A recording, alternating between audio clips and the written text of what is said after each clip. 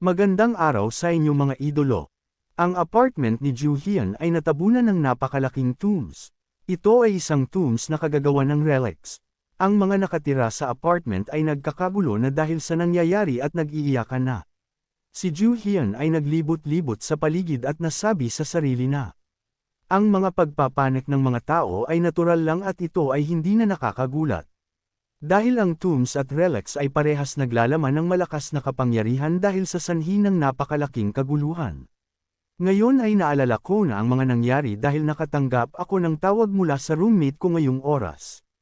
At sinabi niya sa akin na ang apartment namin ay bigla lang nawala at ako ay nagtataka. At sa pagdating ni Ju Hyun sa kanyang apartment ay narito pa ito. At nasabi sa sarili na, isa lang dito ang dahilan. Merong nakatalo sa tombs ng napakadali. At kung sinong tao ang mapangatwiran dito ay ibig sabihin nasa paligid lang ito. Hindi ko hahayaan na ang taong ito ang unang makakuha ng relics. Dapat maunahan ko yung taong yun. Si Ju Hyun ay nakarinig ng sumisigaw na boses sa dikalayuan. At sa kanyang pagtingin ay nakita niya na ito pala ang kanyang roommates. Si Dong Hyun. Sumigaw ang sundalo habang nakatutok ang baril kay Dong Hyun at sinabing, sa tingin mo biro lang ito para sa'yo. Huwag kang tanong ng tanong at dyan ka lang sa kinatatayuan mo. Nakita ito ni Ju Hyun. At biglang sinipan ni Ju Hyun sa muka ang sundalo. Sa ginawa ni Ju Hyun ay nagulat ang mga tao sa kanyang paligid. Sinabi ni Ju Hyun sa sundalo na, sino ka upang mangtutok ng baril sa sibilyan? Sinabi ni Ju Hyun kay Dong Hyun na, oy matagal-tagal na napanahon hindi ka pa rin nagbabago kahit kunti, kundi ang nagbago lang sa'yo ay yung pagtataba mo. Nanginginig ang sundalo habang tumatayo. Sinabi ni Ju Hyun sa sundalo na, ano natauhan ka na ba ngayon?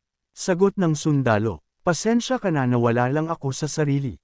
Ang pagpasensya sa kanya ng sundalo ay kanya lang tinanggihan at sinabi na, wala akong pakialam dyan. Isabi mo lang sakin kung ano ang nangyayari dito at bakit ang daming sundalo dito. At bakit hindi mga pulis ang humahawak dito. At nagbabalak ba kayong pumasok sa loob ng tombs? Napaisip si Ju Hyun at sinabi sa sarili na, bakit ang daming pinadala na sundalo dito? Dapat malaman ko ang rason na ako lang mag-isa. Dahil ang karibal ko dito ay ang government. Sinabi ni Ju Hyun sa sundalo na, isa akong residente dito kaya dapat malaman ko ang rason kung bakit maraming sundalo ang may hawak na baril. Naguguluhan ang sundalo. Sinabi ni Ju Hyun na, ngayon alam ko na kung bakit hindi mo alam ang nangyayari. Nakagawa ka ng malaking pagkakamali. Di mo ba alam na pwede kitang e-report dahil sa ginawa mong pangtututok ng baril sa sibilyan? Namutla ang sundalo sa sinabi ni Ju Hyun. Nasabi ni Ju Hyun sa sundalo na, huwag mong pasamain ang sitwasyon. Basta ang gusto ko lang ay malaman ang rason sa lahat ng Sagot ng sundalo na, sinusubukan namin na pasabugan ang bagay nato at hukayin ang mga laman sa loob nito. At ikaw ay huwag na mag-alala sa panganib dahil na-secure na namin ng mabuti ang paligid. At kami ay magpapadala ng ekspertong tao dito kaya magiging mabuti ang lahat. Napaisip si Ju Hyun na, kung sa ganitong paraan napapasabugan nila ito, imposible nilang mabuksan ang tombs. At nagtaka si Ju Hyun sa sinabi ng sundalo na magpapadala sila dito ng taong eksperto. Nagpasalamat si Ju Hyun sa sundalo dahil nalaman niya na ang lahat at sa pakiramdam niya na siya ay ligtas na. Nagpaalam na si Ju Hyun at sinabing, sige aalis na ako magpakabuti ka sa trabaho mo. At itong sundalo naman ay nagbigay ng pasasalamat sa kanya. Si Ju Hyun ay sinabihan si Dong Hyun na dito ko lang huwag kang aalis. At tuluyan nang umalis si Ju Hyun. Nagtataka naman si Dong Hyun sa sinabi ni Ju Hyun at sa kakaibang kinikilos ni Ju Hyun. May isang babae ang dumating sa lugar na may tombs. Ito ay si Linda Walker, isang American CIA agent. Nagtanong sa kausap niya sa telepono na kung hindi pa ba alam ng Korea government ang paglabas ng tombs dito. Sinabi naman sa telepono na, huwag kang mag-alala hindi pa nila yan alam. Sumagot naman si Linda Walker ng, mabuti naman, dahil sa dami ng sundalo dito parang wala lang nangyayari. Ang misyon nila Linda ay magiging madali daw dahil sa gagawin nilang pagpapasabog. At sa mahabang pakikipag-usap ni Linda sa telepono, ay may isang lalaki ang nagbati sa kanya ng magandang gabi binibini. Ito ay si Abe Kiyoshi, isang miyembro ng Japanese Excavation. Sinabi nito sa kay Linda na, hindi mo ba naiisip na mas natural na nandito ako kesa sa iyong sarili? Ang mga lalaki mong kasamahan ay lubos na nakatuon sa pagsasakatuparan ng inyong misyon. Nagalit si Linda sa mga sinabi ni Abe Kiyoshi. Sinabi ni Linda kay Abe na, kami ay simple na nagsasaliksik ng mga relics para maidala sa International Police Association. At ang aming misyon ay para makafocus na maintain ang kapayapaan at para rin sa safe experiment ng mga relics. Sumagot si Abe ng, kung sa ganon ay pwede tayo magtulungan sa mga ganyang bagay. Makakakuha ang kada isa sa atin ng relics at makapag-experiment ng ligtas. Sinabi ni Linda na bakit mapagkakatiwalaan ba namin yang salita mo? Sagot ni Abe na, sige hindi na yan mahalaga, kasi parehas naman ang ating gusto na makakuha ng relics kaya tama na ang usapan. Sinabi ni Linda na, ang lakas naman ng loob mong sabihin yan. Sige titignan na lang natin. Sinilip ni Ju Hian ang dalawang nag-uusap at napaisip. Ano ito bakit ang tatahimik ng usapan nila? Napatanong sa sarili na kung ito bang dalawa ay CIA agent at Japanese excavation team. Ang tombs at relics ay nagsilabasan na sa iba't ibang panig ng mundo. At sa panahong ta ay may ibang bansa na naniniwala na meron itong kahalugan na paglabas ng relics. Sa karamihang bansa ang nakapansin lang nito ay ang Amerika at ang Japan. At ang bansang ta ay nagsimula ng magsaliksik tungkol sa relics. Nasabi ni Ju Hian sa sarili na, mga tarantadong ta, sinusubukan ba nila na kunin ngayon ang relics? Ang relics ay dapat sa akin lang. At bakit sila nandito sa sulok? Malaking oras lang ang kanilang nasasayang. Narinig ni Ju Hian ang sinabi ni Linda na papasabugan nila ang tombs. Hinihintay muna ba nila na mangyari yun? Ngumiti si Ju Hian at nasabi sa sarili na, alam kong mga baguhan lang ito, kaya uunahan ko na sila. Sa paglalakad ni Ju Hian sa paligid nakita niya ang tinatawag na tungglyphs. Ang tungglyphs ay gusto nila magpakilala sa ganitong paraan at para mapansin ng mundo. At ang akala ng mga relics ay sila palang ang mga pangunahing tauhan sa mundo ng pantasya. At kapag nagawa mo na maintindihan ang glyphs na ito ay sasabihin sa iyo nito kung nasaan ang lagusan ng mga tombs at sinasabi din ito kung anong klase ang mga patibong sa loob ng tombs. Nag-aalala ang mga taong nakakita dito dahil ito daw ay nakakabahala. Sinabi ni Ju Hian na madali lang ito para sa kanya. Lumabas ang window screen sa harapan ni Ju Hian at tinanong ni Ju Hian kung nasaan ang lagusan. At dahil dito si Ju Hian ay nakabukas naman ng panibagong abilidad. Ang linguistics. Ito ay may kakayahang marinig ang boses ng isang relics at kaya rin ito makipag-usap sa relics. Nasabi ni Ju Hian na napakaganda nitong abilidad pero kailangan ko pang makabukas ng maraming abilidad. Si Ju Hian ay nakita ng isang lalaki at iniisip nito na nababaliw na si Ju Hian dahil kumakaway ng mag-isa sa ere. Si Ju Hian ay kaagad na pinuntahan ang lagusan, at bumunot ng relics at sinabi na dito na magsisimula. Hiniwa ni Ju Hian ang lagusan sa harapan niya at ito ay nagsanhi ng malaking pagliwanag. Lumabas ang window screen sa harapan niya at sinabi dito na ikaw ay nakadetect ng aura malapit lang sayo.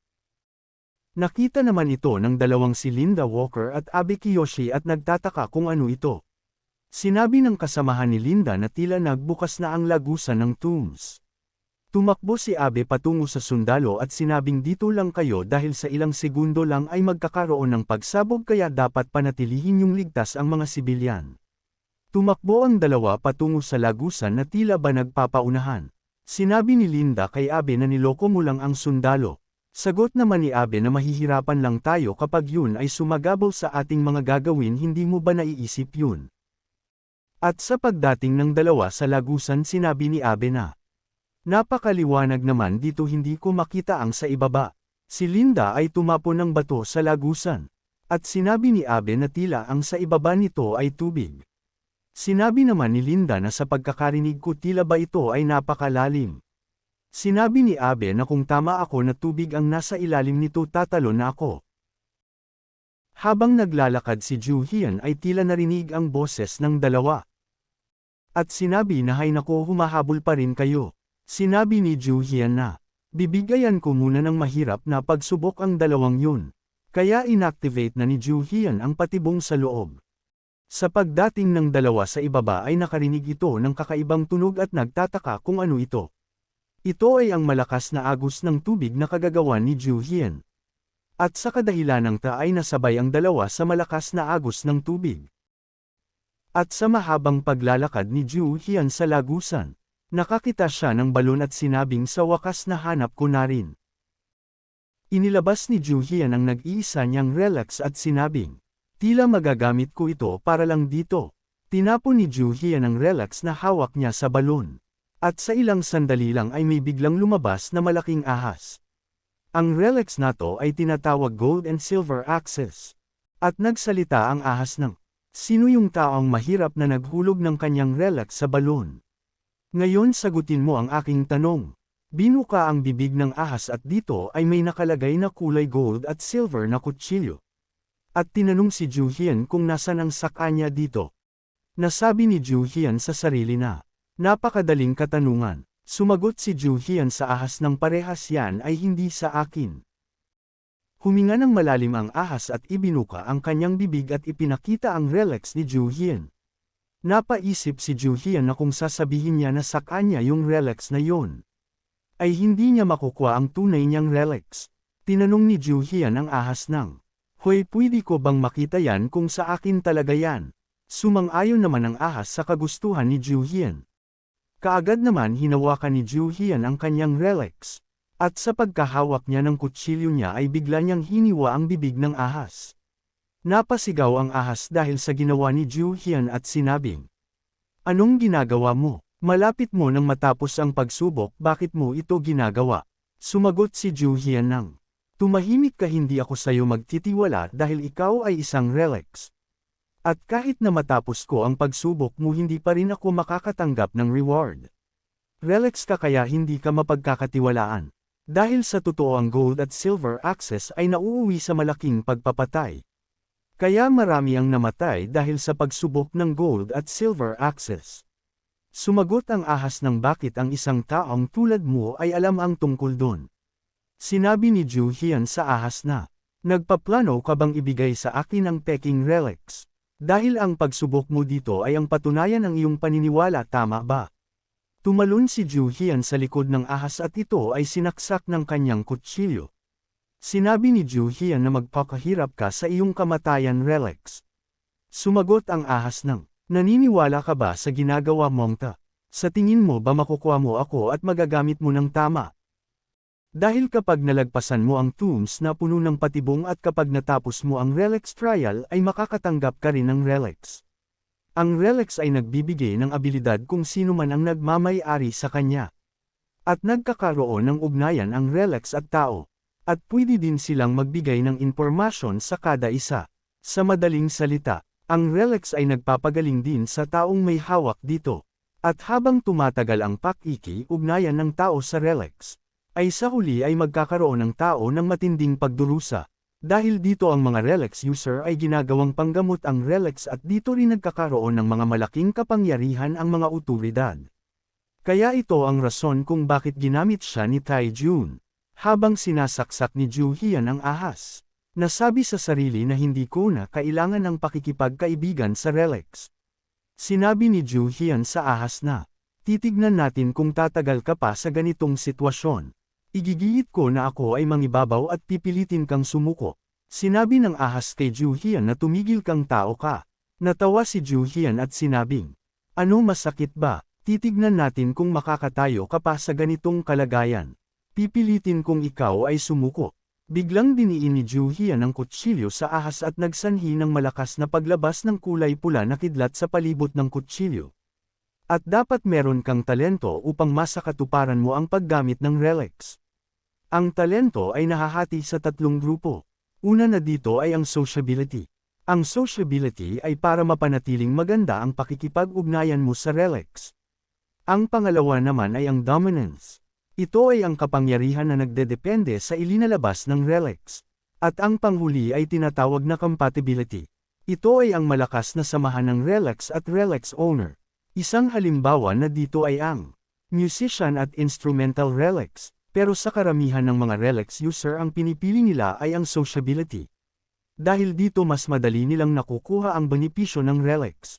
Pero sa huli ang relics owner ay nagkakaroon ng poisonous aura dahil sa paggamit nila ng sobra sa relics at nagsasanhi ng pagkakasakit. Sinabi ni Ju Hian na, kaya hindi ko pipiliin ang sociability dahil ito ay napaka-brutal. Kaya ibigay mo na lang ang iyong relics. At kapag hindi mo ibinigay sakin ang relics mo, hahati-hatiin kita sa tig-iisang piraso. At sa ilang segundo lang ay may biglang lumabas ng napakalakas na liwanag sa harap ni Ju Hian. Ito pala ay napatay na niya ang relics. At nakuha niya ang tinatawag na gold and silver access relics. At sa paghawak ni Ju Hian sa axe, ay kasabay nito ang paglabas ng window screen sa harap niya. At sinasabi dito na ikaw ay nakabukas naman ng panibagong abilidad. Ito ay ang basic skill ng Tomb Raider, the Tomb's Excavation Rank F. Habang binabasa niya ang window screen, ay pumukaw sa kanyang pansin ang pagdating ni Abe Kiyoshi at ni Linda Walker.